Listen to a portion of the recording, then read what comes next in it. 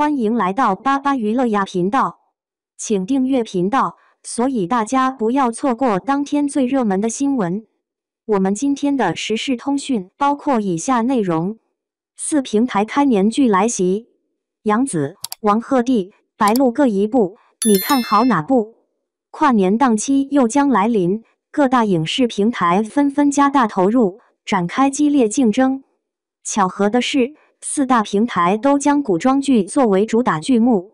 这4部剧既有仙侠题材，也涉及穿越元素，既有以男主角为核心的故事，也有以女主角为主导的情节。在激烈的竞争中，最终哪一部作品将成为观众心中的最爱呢？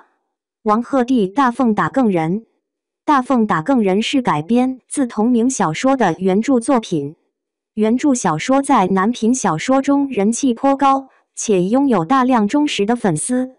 小说的男主角许七安是一名在北京打拼的年轻人，为了生计，他曾尝试过多种不同的工作，曾经做过一段时间的警察，也试过经营生意。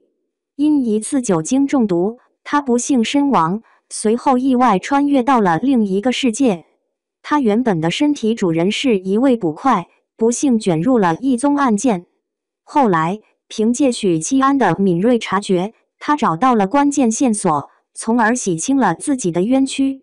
由于男主天命注定，他天生拥有一份幸运的光环，简直就是那种走在路上就能捡到钱的人。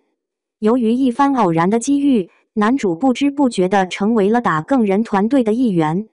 后来，凭借他卓越的智慧与才干，助力女帝登上了皇位，成就了大凤王朝的辉煌，同时也登上了大凤的巅峰，成为了其首位人物。整体而言，这部剧的逻辑架构充满了典型的男频爽文特征，而且小说中的许七安确实是有后宫的。他不仅迎娶了女主角公主，随后还与第一美人结为伴侣。电视剧的观众群体以女性为主，因此如果要将其改编为电视剧，必然需要进行一定的改动。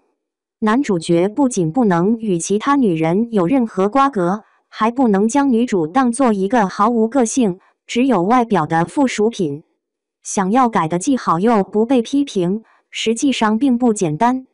即便是公认的男频改编之作《庆余年》，在这一点上也做得不够完善。林婉儿的剧情历来都是观众争议最激烈的焦点。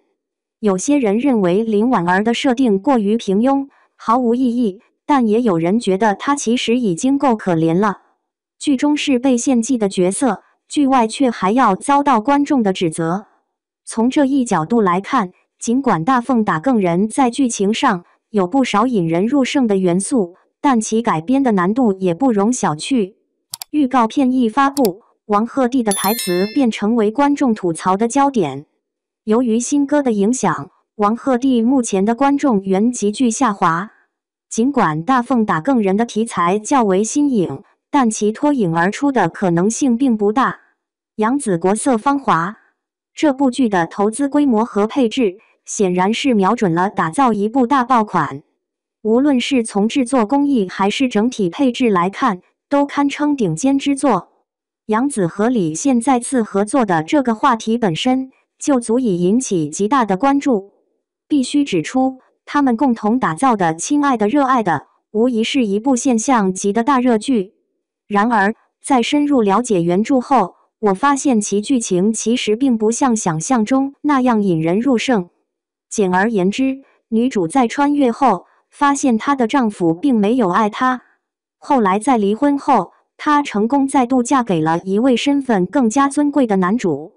情节非常老套，而且整体风格更偏向宫廷内斗。不过，从目前电视剧整体的宣传趋势来看，似乎越来越倾向于大女主题材，预计将对原著进行较大幅度的改动。有传闻称，男主角李现的戏份其实并不算太多，故事的核心依然聚焦于女主奋力拼搏，追求事业成功，展现她自立自强的一面。此外，杨紫和李现的演技，无论从哪个方面来看，都让人十分安心。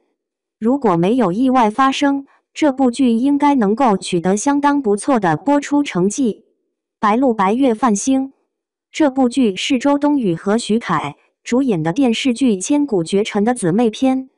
白月泛星在公开选角之时，就引发了部分观众对男女主角阵容的不满。正是因为《千古绝尘》中2位演员分别饰演同一角色的对比。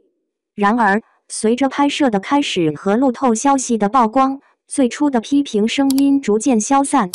从各方面的报道来看，这部剧的服装、化妆和道具制作都堪称精美。小说讲述的是2人分离后经历转世重逢，再续前缘的故事。男主天启最初所爱的人并非女主月迷，而是他的挚友千古。天启为了实现永恒的目标，竟决定摧毁世界，月迷于是匆忙前往阻止。月迷为了替他挡下那致命一击，选择了自我牺牲。正是女主的死亡，才令男主彻底清醒过来，使他深刻认识到自己对月迷的愧疚与深情。最终，2人灵魂的碎片重新汇聚，因此得以重逢，再续未了的缘分。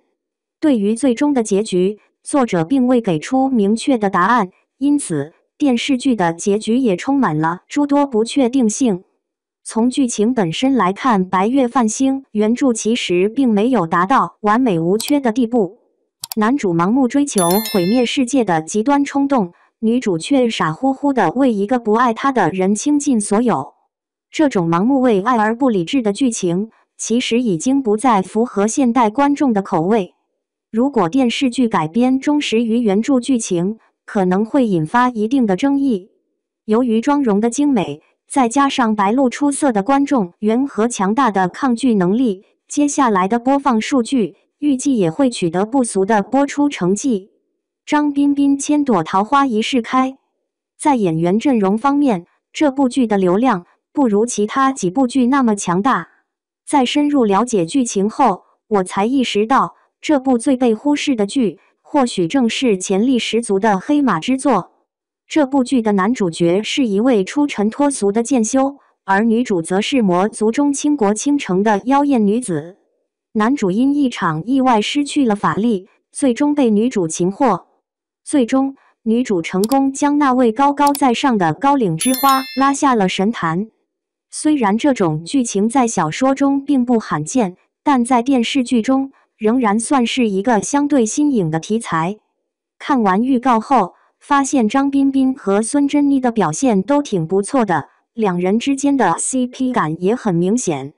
特别是孙珍妮，早在观看《长月烬明》时，就被这个小女孩的可爱模样深深吸引了。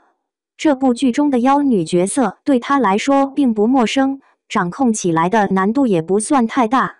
然而，在妆容和制作方面，相较于其他3部剧，这部剧显得稍逊一筹。直到最后一刻，谁输谁赢都无法预料。谁能预料到，曾经不被看好的它，最终不会成为一款爆款呢？关于4大平台即将上线的4部古装剧的盘点已经完成。要打造一部爆款剧集，必须具备天时、地利与人和这3者的完美契合。